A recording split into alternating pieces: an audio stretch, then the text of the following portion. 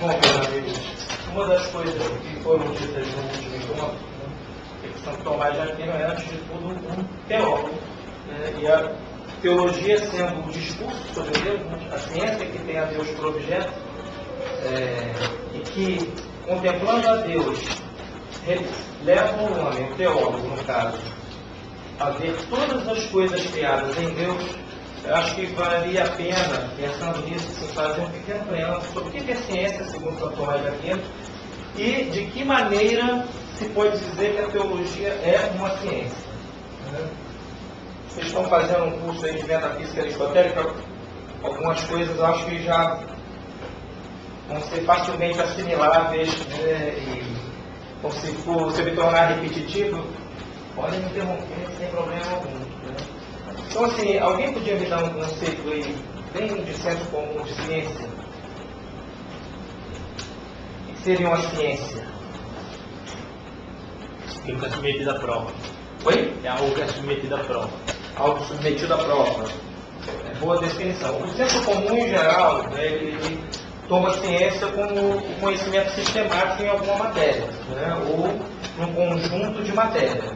Isso, em geral, se a gente fizer uma pesquisa para pessoas de formações variadas, vai chegar a algo mais ou menos como isso. Na ciência é o estudo sistemático de alguma matéria ou de um conjunto de matérias. Eu vou nos remeter a Aristóteles, porque estudar Santo Tomás de alguma maneira é referir-se a Aristóteles. Santo Tomás, embora seja muito equívoca a ideia de que Santo Tomás foi aquele filósofo medieval que teria batizado Aristóteles, se apropriado de alguns princípios aristotélicos e dado uma roupagem cristã, essa ideia é muito difundida em manuais que eu chamo de coleção Primeiros e Últimos Passos, ou Definitivos Tropeços, que começa por ali e acaba se ele mesmo, porque não tem como o sujeito não aprender nunca mais. Havia uma coleção na década de 70, você lembra, daquela coleção Primeiros Passos. Era uma tragédia. Santo Tomás, de fato, ele usa instrumentos da metafísica aristotélica para chegar a um conjunto de conclusões que Aristóteles não conseguiu alcançar na própria metafísica, e que nós vamos tentar demonstrar aqui no decorrer desses encontros, mas muito mais do que isso, remeter todos esses princípios a algo que é propedêutico na obra de Santo Tomás de Aquino, que é a demonstração da existência de Deus. Não à toa, está logo no princípio da Suma Teológica, é a questão número 2, e é o conceito de próprio ser subsistente, o ipsum est subsisting, que não é a mesma coisa do que o primeiro motor imóvel de Aristóteles. Toda a primeira parte da Suma Teológica, a Suma, eu acho que eu disse aqui no outro encontro, tem 512 questões, subdivididas em inumeráveis objeções daquele método dialético da disputácio. Mas, propedeuticamente, Santo Tomás colocou a prova da existência de Deus logo na segunda questão. Por quê? Provado que há um Deus, que é o próprio ser subsistente, aquele que é ato puro, sem mescla de potência, que é absolutamente providente, prover todas as coisas aos seus fins próprios e superiormente ao fim último que é ele mesmo, etc, etc. Todas as demais corolários que nós vamos extrair desta prova, vamos levar os atributos divinos, unidade, bondade, onisciência, onipotência, etc, etc. E também um conjunto de conclusões já na segunda parte da Suma, todas direta ou indiretamente ligadas à prova da existência de Deus, próxima ou distantemente ligadas a ela, daquilo que se convencionou chamar depois de teologia moral. Por isso que a teologia, para Santo Tomás, ao contrário dos teólogos do século XII e de alguns do século XIV, como Dan Scott, por exemplo, para Santo Tomás a teologia é uma ciência especulativa e prática ao mesmo tempo.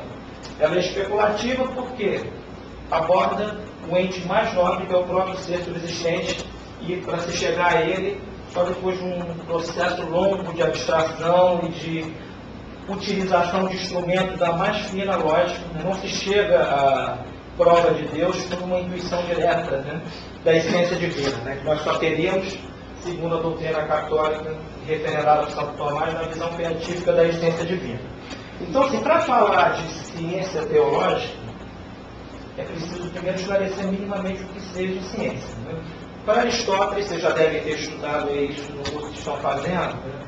Toda ciência é a demonstração de uma coisa a partir de suas causas. Né? É o descortinar de causas que nos refere, que nos remete, melhor dizendo, ao conhecimento da essência daquela coisa, daquele objeto ou daquele conjunto de coisas. Por isso, para Aristóteles, a ciência é propriamente demonstrativa. Ou, noutra formulação, é próprio da ciência demonstrar a verdade. Essa é uma ideia aristotélica que nós devemos ter sempre no horizonte, porque nós vamos falar muito do que seja verdade daqui para frente, né? E quais são os modos de demonstrá-la segundo Santo Tomás de Aquino.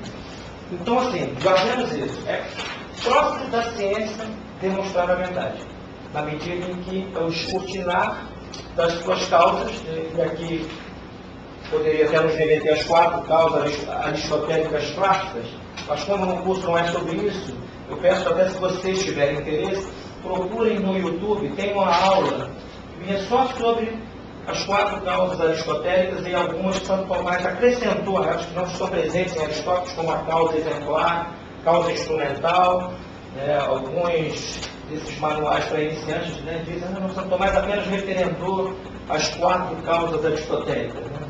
Não, há vários outros modos causais que o Akinati nos deixou de presente, que vão além das 4 causas. Então, cabe perguntar uma coisa: será que esse próprio da ciência é o único próprio? Demonstrar a verdade? Será que tem algo que também seja próprio da ciência e que possa nos levar a uma ideia mais precisa do que seja a ciência? Vocês estão lembrados aqui, certamente, que o próprio é uma dos 5 predicáveis aristotélicos. Né? No livro dos Tópicos, Aristóteles nos enumera algumas pré-categorias lógicas sem as quais nem se começa a filosofar. Né? Temos as 10 categorias e os 5 predicáveis, né? Que são gênero, espécie, diferença específica, próprio e acidente. Esses são os 5 predicáveis.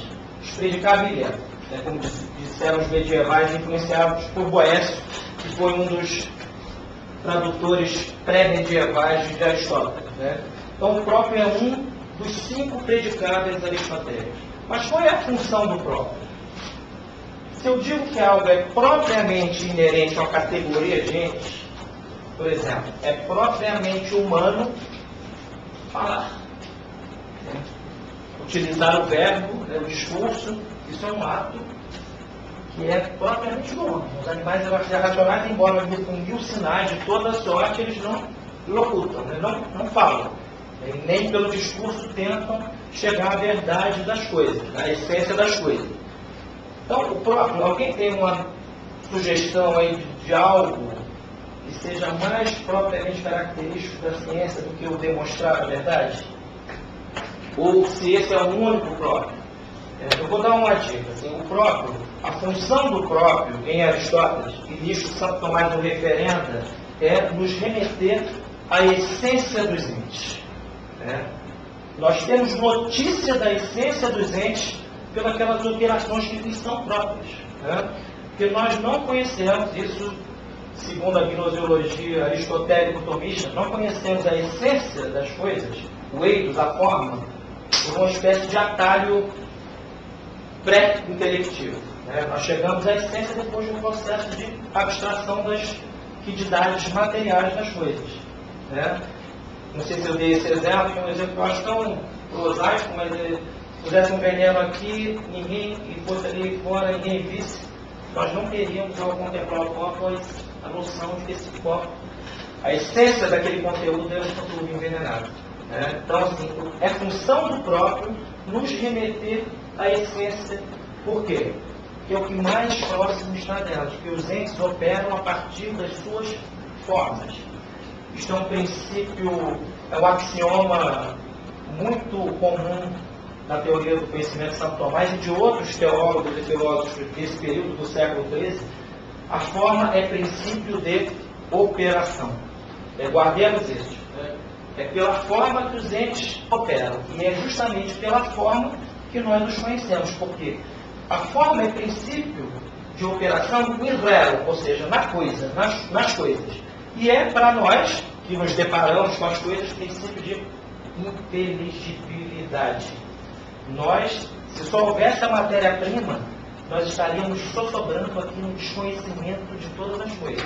É pela forma unida da matéria que nós temos a noção, conhecemos algo daquela essência daquele ente.